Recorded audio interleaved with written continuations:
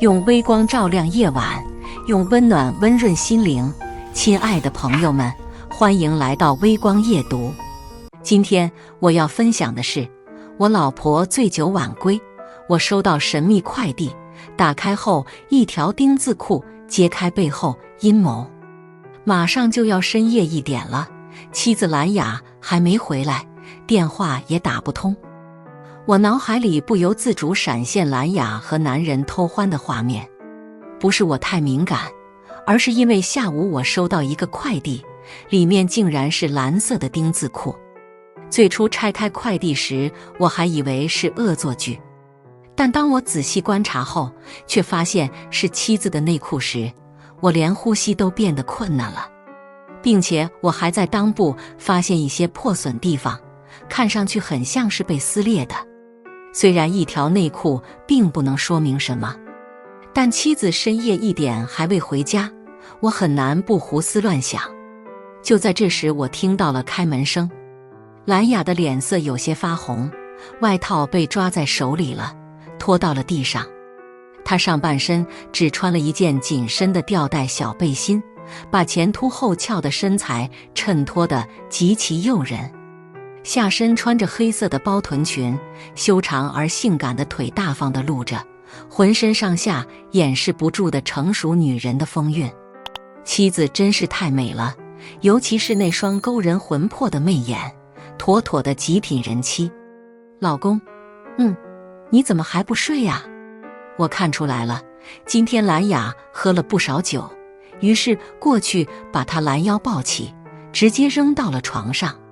看着她摆出的娇媚姿势和那张精致的脸蛋，我很想质问她内裤的事，问她这么晚才回家，是不是在和别的男人鬼混？但我还没问出话来，就被她拽着脖子一阵深吻，吻得我快喘不上来气了。小雅，你今天晚上怎么回事？怎么喝了那么多酒？我挣开她，调整了一下自己的情绪，轻声问道。陪客户，没办法，就喝了几杯。兰雅迷迷糊糊地回答，脸上还挂着一抹迷离的媚笑。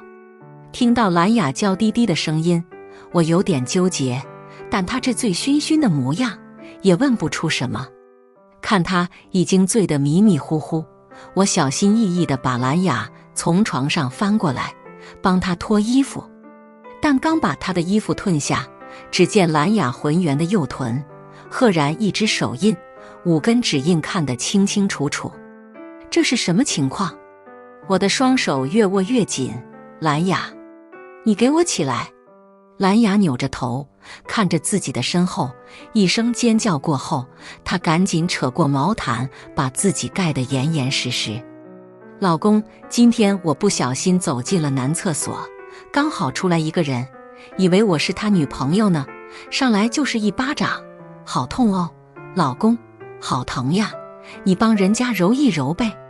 真的像他说的那样吗？喝多了，隔着衣服都能留下这么重的痕迹，那个男人要多用力？犹豫的瞬间，兰雅已经把我的大手拉了过去。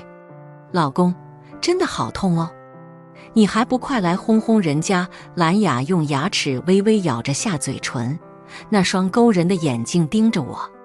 我板着脸不说话，兰雅一把揽过我的脖子，亲了过来。虽然我心里还是有疙瘩，但现在也无暇再继续思考了。一番云雨之后，兰雅已经累得熟睡，我悄悄地把她抱着的手抽了出来，来到她的身后，准备仔细观察一下那个掌痕，却猛然发现兰雅的后脖梗上有一个吻痕。我的眼睛都快瞪出血来了，这还用质疑吗？兰雅肯定出轨了。我转身去了阳台抽烟，思绪万千，捉奸捉双。我需要更充分的证据，最好是当场抓住这对狗男女。妻子是一个事业型的女人，第二天一大早就起床了。一袭黑色的职业装让兰雅看上去格外性感。她站在镜子前面整理着自己的头发，从镜子中看向我，说道：老公，我今天要去沈阳做活动，晚上不回来了，照顾好自己哟。哼，做活动，我看你是和奸夫偷情去了吧？但我没有声张，把他送到公司后才赶去了我的店里。我在店里不停地是蓝雅的各种密码，终于我看到了她的酒店预订记录。我脑海中浮现出蓝雅和其他男人在床上翻滚的画面，就像得了精神病一样，狠狠地朝自己的脑袋上捶了2下。我想来想去，我把店里刚来的实习生王猛叫了过来。老板，您有什么吩咐吗？我想让你去沈阳跟踪一个女人，你去看看她今天都干了些什么，及时给我汇报。我把地址和老婆蓝雅的照片都发给到了王猛的手机上，让他牢牢记住。大发，王猛出去之后，坐在办公室里的我心一直提着。我想让王猛去查，但是又怕王猛真的查出来点什么。到了下午6点，王猛打来电话，老板，那个女人进宾馆房间了。是她一个人吗？还有一个，离太远了，看不清楚长什么样子。晚上10点多，我来到了老婆蓝雅的宾馆楼下，正在等候的王猛看到我来了，赶紧迎了上去。几号房间？我的语气很冷，让王猛不禁打了一个冷战。8102房。你现在可以回去了。我直接从他身边绕了过去，大踏步地走进了宾馆。到了这一步，我的心里已经100%认定了老婆出轨的事实。搭乘电梯，我来到了8楼，走到8102房间门口站立。站在门口的我突然犹豫了，不知道自己该不该敲门。如果敲门的话，就给了这对狗男女穿衣服的时间；如果直接踢门呢？万一踢开了门，看到的不是自己想象的那个画面，那不就没意义了吗？思来想去，我决定先在门口偷听一下房间里的情况，等弄清楚了之后再进去也不迟。现在已经晚上10点多了，走廊上空荡荡的，一个人也没有。那些因为工作住在宾馆里的旅客此刻已经睡了，而那些为了释放来这里的男男女女此刻也在积极的奋战中。我往前紧走2步，把耳朵贴在了门上。房间里没有我想象中的那种声音，反而是劲爆的音乐声。我趴在门上用心地听着，大概过了10多分钟，老婆的声音从房间里传来：亲爱的，我已经洗好了，现在该你了，待会儿让你爽一下，嘿嘿。我知道了，现在蓝雅已经洗完澡了，而且她喊那个人亲爱的，语气极尽暧昧。短短的一句话，我已经在脑海中猜想了无数可能。我的心就像被钝刀子来回拉扯一样，疼痛难忍。我掏出手机，拨通了老婆的电话。房间里传来蓝雅的手机铃声，我确定了，我老婆此刻就在房间里，还有一个男人。老公，这么晚了，怎么给我打电话呀？我看了看周围，没有人，我低声说道：老婆，我今天晚上好想你。房间里的蓝雅明显愣了一下，随后才说道：老公，我也想你，今天晚上你先一个人睡，等明天晚上我再好好伺候你。好，那就先这样吧，晚安。老公晚安。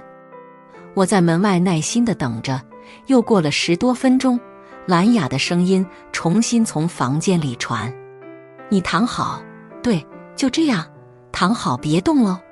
哎呀，你的手怎么这么不老实呀？你再这样我就不帮你了。哎呀，讨厌了，很痒的。我再也忍不了了，我往后退了几步，抬起脚就冲着102的房门踹去。等我进入房间，却看到蓝雅全身赤裸，保持狗爬的姿势。床上的那画面简直就是不堪入目，蓝雅浑身赤裸，她身下的那个人也没穿衣服。此时的蓝雅确实是骑在一个人身上。但是他身下的那个人却是个女人，因为我看到了敞开的浴袍下的春光。那个女人看上去30岁左右，她的手还停留在老婆兰雅的浴袍里，看她胳膊的角度，应该是摸到了腰部以上的位置。而兰雅的手里拿着一瓶药膏，躺在床上的那个女人身上已经被涂上了这种药膏。这下我明白了，原来刚才他们说的是什么。老公，你怎么在这里？咦，小雅，这位就是你老公啊？我刚才还想说，这宾馆怎么有小混混呢？躺在床上的那个女人开口说道，丝毫不避讳自己的身体被别人看。面对她的问话，我显得很尴尬。兰雅从她身上来之后，坐在床边点点头，也是满脸尴尬。我嘴角抽搐了2下，赶紧冲房间里的人挥了挥手。你好，我是兰雅的老公，我叫我进来的有些仓促，不好意思啊。我现在说话都开始结巴了。你好啊，我叫宋毅，是小雅的同事，刚刚还和小雅聊起你了，没想到说曹操就到啊。你出现得太意外了，幸好我刚才没把浴袍全部脱掉，要不我就吃亏了。原来他叫宋毅，他也是豪爽，丝毫不介意自己的春光外泄，依旧躺在床上，扭头看着门外的我。对不起，我刚才应该敲门的，是我太莽撞了，对不起。宋毅连连摆手，冲着我笑了一下。我把头扭到一旁，不敢和他对视。这时我注意到老婆兰雅的脸色有些阴沉，她穿上拖鞋走了过来，边走边说，老公，你跟我出来一下，我们谈一谈。2个人站在走廊上，由于刚才巨大的声响已经吵醒了一些客人，他们纷纷打开门来看情况。可是男客人的眼光全部都落在了身材姣好的兰雅身上，兰雅把他们一个个的都瞪了回去。说吧，你怎么会来这里？你是怕我打扰了你的好事吗？什么？你说这话是什么意思？兰雅有些不解。小雅，不要装了好吗？你知道我很爱你，我怕别人把你抢走。这次你又说是出差来的，是不是拿着出差当借口，跟你所谓的女同事出来鬼混？还有之前你身上的印记，到底是怎么留下来的？我没有提内裤的事，但兰雅听到我说出来的话，柳叶弯眉瞬间就拧成了2条麻花。你的意思是说，我就是以出差为理由，用同事做后盾，然后出去和别的男人花天酒地，是不是？面对兰雅的句句逼问，我已经不知道该怎么开口了。还没等我表态，兰雅继续说道，我再跟你说一次，我在外面堂堂正正，什么事情都没做过，你怎么能这么怀疑我？我是你老公，你到底有没有对我撒过谎，你心里清楚。我也怒了，我冲着兰雅大声吼道，把我当成男人了，是吧？这时宋毅走出来，重重地叹了一口气。此时的我也很不好意思，我知道我刚刚有听到你们的对话，你也不用给我解释太多，刚刚的事情呢，我就当做什么都没发生。小雅老是跟我提起你，她说嫁给你是她这辈子最大的福气，成天在我耳边说你这么好那么好的，听得我耳朵都起茧子了。嗨，真的很抱歉，我刚刚没控制住自己。好了，刚说过就当什么事情都没发生，你怎么又提？我赶紧冲着宋毅说，宋姐，我得回去了，明天你们回去的时候如果不方便就给我打电话，我开车来接你们。行啊。宋毅痛快地答应下了。兰雅起身，主动在我的脸上吻了一下，接着她和我一起走到房间门口，刚要踏出房间的时候，我突然有些犹豫了。我转过头，冲着宋毅说：“宋姐，今天的事情真的太不好意思了，你不会把这事说出去吧？说给谁听？”“就是公司里的人什么的。”我说：“你是不是傻呀？这种事情是我吃亏了好不好？我能出去随便乱说吗？”我回到店里的时候已经凌晨2点多了，再次拿出那条粉色的丁字裤仔细观察。如果蓝雅真的出轨了，那为什么要快递过来呢？而且快递的地址竟然是我店铺的地址，除非是那个搞了我老婆的男人在示威。快递的发件人信息是空号，并没有让我获得有用的线索。随手把它扔在一边，我又陷入了沉思。这一切的前因后果，恐怕只有这个神秘的寄件人知道。打电话给站点的人，套出来揽收点之后，再想查到寄件人的详细信息就毫无头绪了。首先，那个人登记的是一套假消息，估计是塞了点钱给快递站才寄出去的。不行，我得想想法子把这个人的信息给搞出来。既然他能掏钱用假信息寄出包裹，我也就能用钱找出来关于。隔天之后，我特意跑了一趟揽收快件的站点，当面说不定能套出来一些有用的信息。当时在站点只有一个中年男人，我递了一支烟给他，拉他在门外没人的地方抽烟。“兄弟，我想向你打听个事。”那人一眼就明白了我的意思，慢吞吞地吐了一口烟圈，道：“你说吧，趁现在不忙。”“我想查一个包裹的来源。”那人皱了皱眉，早有预感地和我拉开了距离，道：“违反规定的事我可不干。”我连忙拉近距离：“放心，我只是想查一下你们这里的监控。”那老哥眯起眼睛，质问道：“你要做什么？”我含着笑道：“就只是想查查那个寄件人罢了。”老哥面露难色，皱起眉道：“按规定来说，我们不能。”我拍了拍他的肩膀，食指和大拇指捻在一起搓了搓，对了一个眼色，压低声音道：“这都不是事儿。”见他的神色有所松动，并不是毫无转机，我于是会心一笑。最终花了点小钱，从他手中拷到了寄件那一天的监控视频。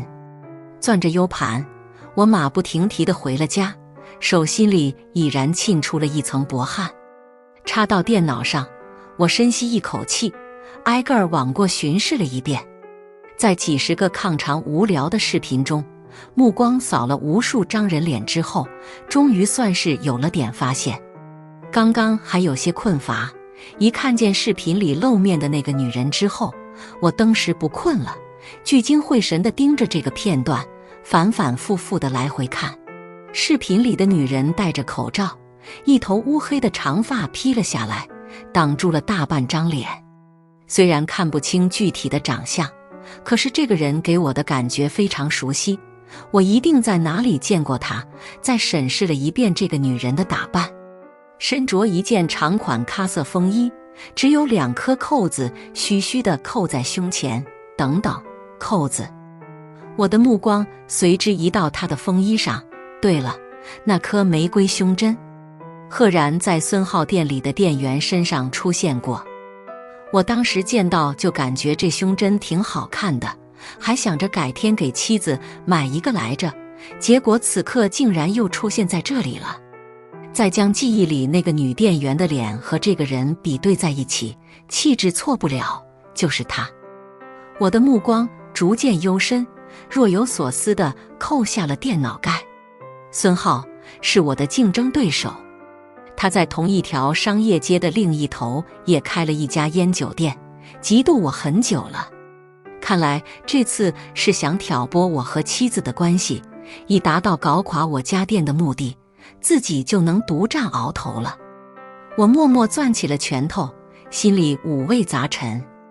不仅为之前对老婆的怀疑而感到羞愧，同时也唾弃孙浩用这么下流的竞争手段。孙浩，是你先对我不仁的，就别怪我不义了。孙浩结婚已久，虽然和他老婆已经有了一儿一女，还是不影响他在外边花天酒地。对了，他的那个女店员王子的关系似乎也不同寻常，好几次我都看见俩人成双入对的，手都快牵在一起了。这段关系的虚实确实有待发掘。我用指节轻扣着桌面，仔细思索着对策。不过光把这档子事给他抖出来可不够，我还要让他的家庭彻底破碎。他老婆黄胜男也是个不好惹的狠角色，管孙浩像管儿子一样。而孙浩能有现在这么大规模的店，全是依靠黄家的注资，自然在他面前是一个屁都不敢放。结婚后便当起了三好老公，对老婆是言听计从。试问哪个男人能甘愿在自家老婆面前卑躬屈膝这么多年？他心里一定积压着不少怨气。我正好可以借此作为突破口，先想办法录下他对老婆的一腔怨言，再把他私会小蜜的证据甩过去。整这一出，黄胜男绝对能气到吐血。我已经能想象到他老婆知道这一切之后的表情了。要查这些事情，肯定不能交给王猛了。自打上次冲动让他去跟踪老婆之后，我就发觉这些私密的事情还是不应该交给附近的人，不仅是容易露馅，也容易感情用事。所以我雇了一个私家侦探，全天24小时跟踪孙浩。他一定不只有这些事情瞒着他老婆，那些料爆出来恐怕会更精彩。入夜之后，笙歌燕舞的夜场里，重型音响和不断变换的灯光交织成了一个销金窟。一个身形窈窕的女郎从舞厅中央扭着腰下来了，在调酒台四处环望着，唇边噙上一抹意味深长的笑容。捻了捻衣领，要了2杯朗姆酒，径直向卡座走去。偏僻的卡座里，一个大腹便便的中年男人一边饮着酒，一边和身旁那位娇媚的女人调情。女人身材丰满有致，此刻也正有意无意地蹭着男人的身体，柔软无骨的像蛇一样，下一秒就能贴上去了似的。女郎却就当没看见这对男女的猫腻，直直地走向男人，一屁股坐在了男人的腿上，冷眼一扫，旁边那个跃跃欲试的女人立刻悻悻地退到一边。见那女人识相地让了路，女郎当时媚眼一抛，大方地揽住了男人肥胖的腰身，眼波流转，看得人是春心萌动。没有男人能拒绝这样的女人，孙浩也是。还是第一次有这么正点的女人主动送上门来。孙浩伸手按耐住下身的蠢蠢欲动，另一边压抑着声线兴奋的颤抖，问道：美女怎么把我的伴儿赶走了？女郎轻抿一口酒，脸颊上浮现出几抹诱人的红晕，臀还不安分地乱蹭着。那就把我赔给你吧，可以吗？女郎抬眼轻瞥着男人的反应，果然不出所料，起了反应，他这才满意的点点头。孙浩倒吸了一口凉气，手也不安分地摸着。瞧他那副不值钱的样子，女郎眼底划过一丝鄙夷，随后很快被掩饰下去，又换了一副谄媚的模样，将手中的另一杯酒递到他的嘴边，道：哥是做什么工作的呀？孙浩一边就着他的手喝了一口，一边含含糊糊地回道：做生意。做生意呀？那我可得改口叫老板了。女郎眉梢一挑，敢问老板贵姓？孙浩满心满眼都粘在他的身上了，根本无暇思考他一个夜店女郎问这些话的用意。叫我孙哥就行。闻言，女郎娇滴滴地唤了一声孙哥，这声简直要把孙浩叫的心都酥了，大手抚上他的腰，猴急道：宝贝，咱们上楼聊聊。说着就把女郎打横抱起，径直向楼上走去。殊不知，远处有一台摄像机正在紧紧抓拍着这一幕。抵达楼上的一个空包间之后，女郎从孙浩的怀里逃离，眨着一双含情脉脉的水眸，欲擒故纵道：“别急呀，孙哥，咱们先喝点小酒。”孙浩会心一笑，自然清楚他的工作，于是大手一挥，直接要了10瓶名贵的好酒。不愧是孙哥，真大气。女郎眼睛放光地盯着他，顺势躺进了怀中，流露出来的崇拜之情正好击中男人那点虚荣心。孙浩揽着她，一脸满足道：“今夜还长，咱们慢慢玩。”说着脸就要凑上来，结果被女郎伸手挡在中间，面露难色：“孙哥，你一夜不回，嫂子不会生气吧？”听到这个名字，孙浩眼底不掩厌烦和怒意，抿起唇道：“那个母老虎，整天就知道把我当成狗一样使唤，谁爱在家里待呀？”闻言，女郎眼里蓦地一亮，装作一副小绵羊柔软无辜的样子，循循善诱道：“嫂子不会吧？他应该只是关心你。”气得孙浩直接从中打断道：“什么呀？你就不懂那个女人？”孙浩长吁了一口气，闷声坐着，好心情全被口中的那个人毁掉了。女郎很有眼色地拿来一瓶酒，熟忍地开瓶，倒了一杯递到他的嘴边。孙浩默不作声地咕嘟咕嘟灌完了一整杯，不知道又想起什么阿扎事了，气得胸口上下起伏。女郎顺势抬手一下一下地帮他抚着脊背，无言之中给予了他莫大的安慰。那个母老虎就仗着我是靠他家那几个小钱发的家，就一直逮住这点不放。一旦我让他不顺心了，就翻旧账，一直骂个不停，声音还尖得要命，在人耳边骂骂咧咧，简直能把人吵死。顺完气之后，孙浩算是把他当做了树洞，一句接着一句地吐槽着黄胜男的事迹，一边喝酒一边还拍着桌子，喝得脸红脖子粗，那力道就像能直接扇到黄胜男脸上似的用力。他只沉浸在吐槽黄胜男，完全没注意到女郎唇边越来越深的笑容。老板，都发到你邮箱了。电话里传来熟悉的娇媚声音，我满意的挂断。欣赏完邮箱里传来的视频之后，我摸了摸下巴，从鼻子里泄出一声冷哼。孙浩这么容易就拜倒在女人裙下了，还真是没辜负我的期望啊。乐滋滋地想着时，门从外面被人打开，听到熟悉的脚步声，我闭着眼睛都知道是老婆回来了。抬眼一看表，才8点多，她最近不是晚上都在加班吗？怎么今天回来这么早？自从上次闹出那么一出乌龙之后，我彻底相信了老婆对我的忠诚，同时也为自己的一意猜疑羞耻不已。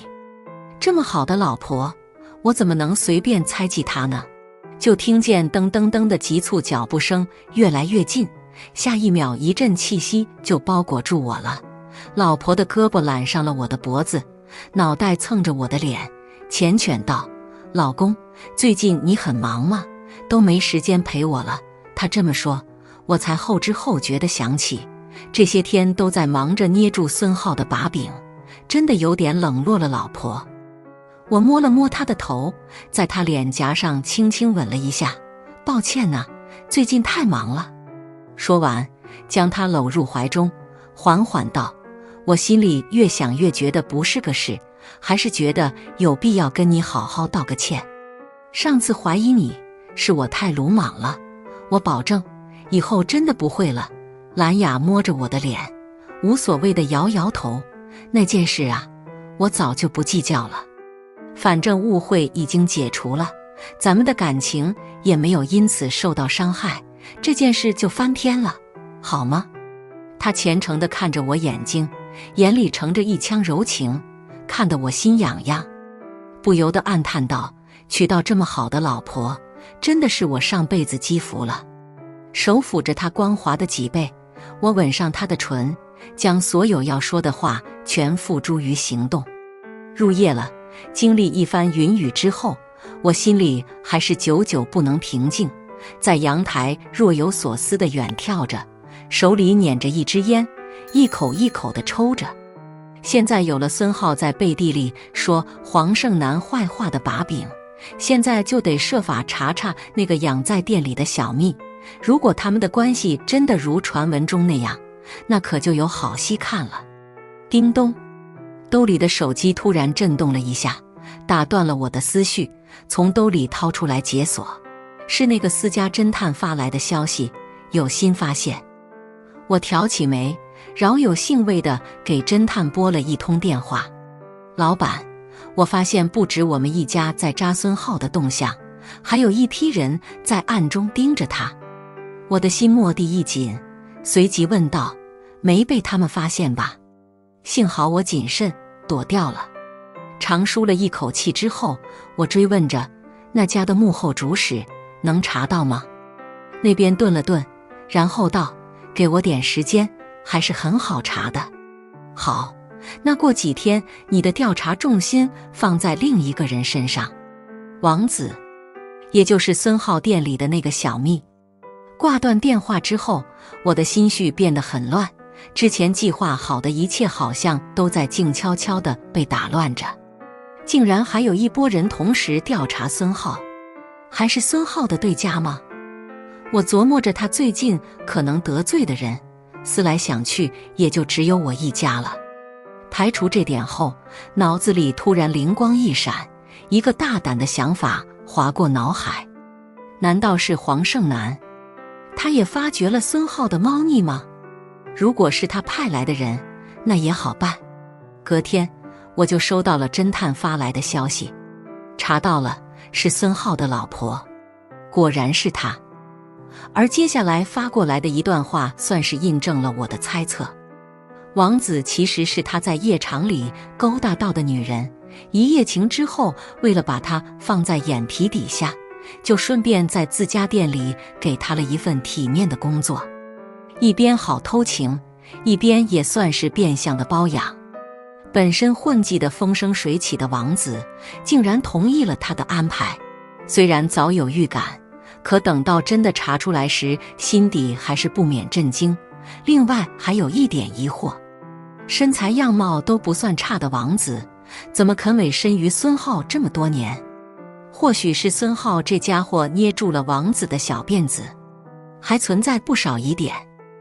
我用手指节轻敲着桌面，眯起眼睛道，把这些消息可以无意间透露给他老婆，至于原因，让他自己去查吧。收到。黄胜男要是知道了王子的事情，怕是会和孙浩当场翻脸，那我安排的那出大戏就没法上演了。不能等下去了，我得尽快安排人到位了。顺手给另一个号码拨了过去，详细交代了一下3天后的计划。那个勾搭孙浩的女郎，正是我计划中的一环。先让她偶遇孙浩，打好关系，从他口中套出对黄胜男的怨言，再用早已准备好的夹在衣领的微型摄影机全部录下来。等2个人暗通款曲有一段时间之后，就可以约孙浩去酒店了。而我要看到的是，黄胜男当场捉奸在床。本就对孙浩有所怀疑的黄胜男，亲眼看见老公在别人的床上，一定会气炸。再加上我录到的那些视频，离婚是必然的。紧紧攥住了拳头，心里暗暗为几天以后的计划吸了一口气。我提前在酒店房间里安装好了摄像头，带着联系好的女郎走了一遍过场，顺便在二手市场上淘到了一张手机卡，用来给黄胜男通风报信。时间一晃而过，很快便到了和孙浩约定好的日子。我破天荒地起了个大早，还顺便做了一顿早饭，吓得老婆还以为我发烧了。为了奖励我，老婆还给了我一个绵长的吻。目送着老婆袅娜的身姿下楼，我长舒了一口气。这一次我要保护好他，那些阴暗的事情就由我来承担。夕阳西下，我早已安顿在了目标房间的隔壁，床上搁着一台笔记本电脑，屏幕上的画面赫然是隔壁房间的俯拍。时钟一点一滴地走着，我揣摩着时间快到了时，就见隔壁的房门被一下子推开了，画面里随即一前一后地走出了2个人，一男一女，正是孙浩和那位女郎。10分钟前，我已经用那个陌生的号码通知了黄胜男。黄胜男这个人警惕性很强，为了让他相信我说的话，提前把那段孙浩抱怨他的视频放了出去。有了这段视频，黄胜男果然上钩了。不出20分钟，他大概就能赶到。至于我请来的女郎，只需要在合适的时机溜走就行，顺便留下点孙浩偷情的罪证。对付黄胜男，他恐怕都不是对手。就见监控里的男人猴急地脱着衣服，想要亲怀中的女人。宝贝儿，快让我亲亲。女郎只是偏过头去，悄悄在他的耳垂后上印下一个红唇印，随后便娇羞地笑了。孙哥，别着急嘛，我先给你盖个戳。这一笑简直把孙浩的魂儿都笑没了，当时便神魂颠倒地胡乱亲着，而女郎只是欲拒还迎地推搡着，没有力气的几下推拒不仅勾的男人泻火大盛，更是调剂了彼此之间的暧昧氛围。接下来，女郎抬手指了指浴室，先洗澡，我们时间还多着呢。这句的尾音拉得极长，让人不得不遐想非凡。可不许洗掉我给你印的章啊！遵命，宝贝儿。听着女郎的娇嗔，孙浩连连应着，随后就马不停蹄地进了浴室，还一口一个宝贝地叫着。我看等会你的正牌老婆现身之后，你会是怎样一副模样？监控视频里的女郎熟练地把床单抓到凌乱，被子也揉成一团，再把提前准备好的女士内裤扔在了显眼的地上，确保黄胜男一进门就能看到。此时手机传来一声震动，我到了，205是吧？是黄胜男发给那个手机号的信息。这么快就赶来了，看来他气得不轻。我扯唇笑着回道，没问题。这边应付完黄胜男，我连忙给女郎通风报信，让她可以撤退了。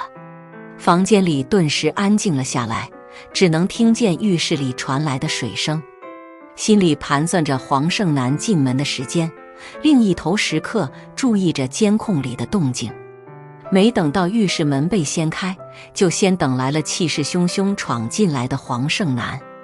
挎着背包的黄胜男一见屋子里的狼藉，顿时火冒三丈，狠狠把包甩在地上，四下绕着屋子走了一圈，踏着地的声音咚咚作响，我在隔壁都能感受到他的怒意。孙浩，黄胜男从浴室里揪出了还没来得及穿衣服的孙浩，一把撕着他的耳朵就给扯了出来。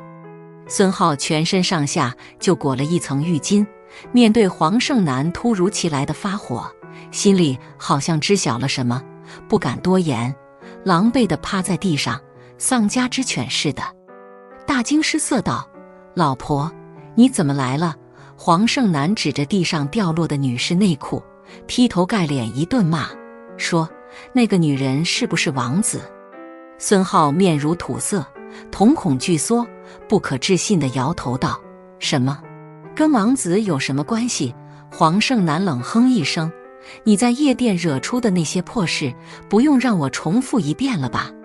他越说越气，抬手就扇了孙浩一巴掌，直扇得他瘫倒在地。长本事了呀，知道拿人家的艳照威胁了。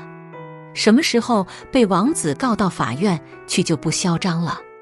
原来王子情愿在他眼皮子底下是被威胁了呀。这人真是又一次刷新了我的下限。这番话说完，黄胜男气的嗓子都要冒烟了，对着他就是一顿毫不留情的拳打脚踢，压根儿不给他还嘴的机会。你要脸吗？都快40的人还在外面勾搭野女人，看来是我平时管你管的还不够严，是不是？孙浩自知理亏，强忍着屈辱，好几次想开口都被狠狠压了下去。就这么被黄胜男压在地上，打到嘴角出血，脑袋发昏。每一拳头的抡下去，我都感到一阵痛快。打得累了，黄胜男冷眼瞥着地上像一滩烂泥似的孙浩，甩下一句话：离婚以后，你的烟酒店我再也不会投1分钱了。说到这儿，孙浩的眼睛蓦地瞪大，死死地盯着他，蠕动着抱起他的脚，祈求着：老婆，全都是我的错，能不能不离婚？话音未落，整个人就被黄胜男一脚踹在地上滚了一圈。我告诉你，没得商量。说完，黄胜男直接拎包走人，利落抽身。我起身，是时候去做个了断了。隔壁的房门大敞，我走进去，捡起地上遗落的丁字裤，裆部赫然也破了一个洞，就是之前孙浩寄给我的那条，现在我要亲手还给他。我攥着丁字裤走进卧室内，不等他看见我就把手中的东西甩在了他的脸上，啪的一声打在脸上，清脆得很。孙浩一脸猛地拿下来，等看清我和手中的物品以后，似乎想到了什么，惊恐地后退着，指着我不住地颤抖着：是你。都到这副光景了，我也没必要骗他了，爽快承认道：是我又怎么样？这都是你自找的，你不来招惹我，也不会混成今天这样。孙浩捂着头发疯了一样嘶吼着，真像一只跳墙的狗。我们之间的账就算是两清了，以后再敢来招惹我，就想想你今日的惨状。撂下这句话，我最后瞪了他一眼，转身走人。这种人以后恐怕再也不会和他打交道了，而我和老婆的幸福生活也将会一直甜蜜下去，再也不会生出嫌隙。感谢大家的观看，如果你喜欢这类故事，还请点击订阅微光夜读，并分享给更多的人，这会对我帮助很大。也欢迎大家在下方评论区投稿自己的故事，我来讲述分享给大家。再次感谢大家的观看。